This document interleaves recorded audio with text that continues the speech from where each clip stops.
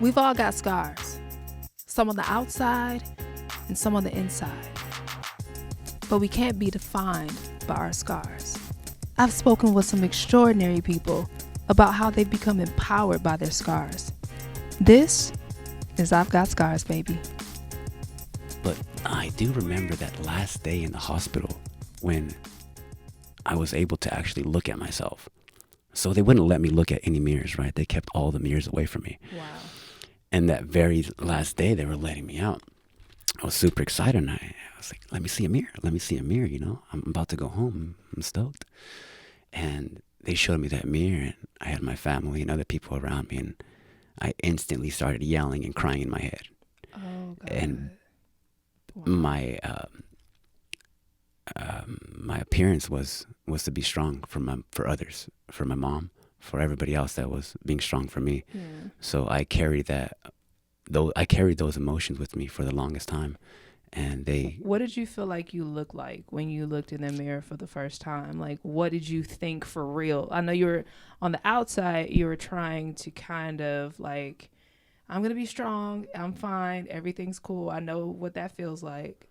But to you, how did you feel like you looked? What did you feel like that mirror I felt like a monster. I felt like some kind of character from a scary movie or something, Mm-hmm. And I would get that same reaction when people would look at me. So I was sure that I was right. Because to see you right now, like handsome guy, would never know outside of, your arms, it's, you can see it a bit. But how was it then? Like, so right before the different? accident, I was at the healthiest stage in my life, right? I was extremely healthy.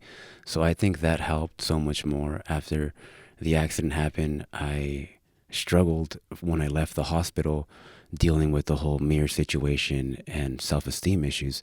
I had a lot of physical appearance issues as well, where I had to build myself up completely, going from the billboards literally on Melrose to the burn unit in downtown Los Angeles. Was a big mental disturbance for me. I couldn't really deal with the situation. I couldn't cope with it at all. Like, I just went from this lifestyle to this. Yeah. My mother had to take care of me. I was unable to stretch my arms out. I was hunched over. I was feeling like a raisin, getting tight and shrinking. And when I got home, I had to do everything that I was doing in the hospital, but now I had to self-inflict the pain on myself. So I was the one rubbing these creams and scratching off with the wire brush. My mother was the one crying, doing it in the tub.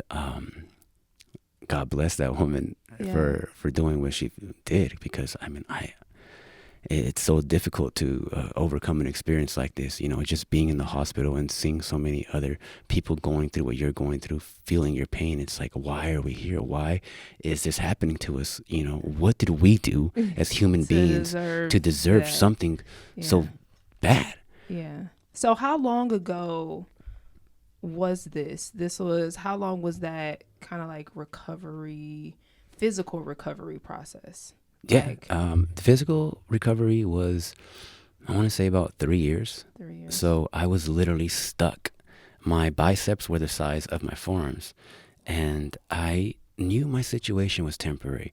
After coaching myself out of my mental illness that I was going through, I created myself. I knew it was okay to cry, and I was carrying guilt and depression and hate and anger. The day that I raised that mirror and left the hospital, I didn't really express my true emotions, and I carried that inside, and I took that with me, and it showed up in different areas in my life. So when I actually started dealing with my actual problems and coaching myself and not running from them, allowing myself to know that as a man growing up in Salinas, you have to be tough. I always had this macho thing, so I didn't allow myself to cry and feel emotion. Once I allowed myself to cry and feel emotion, everything changed for me.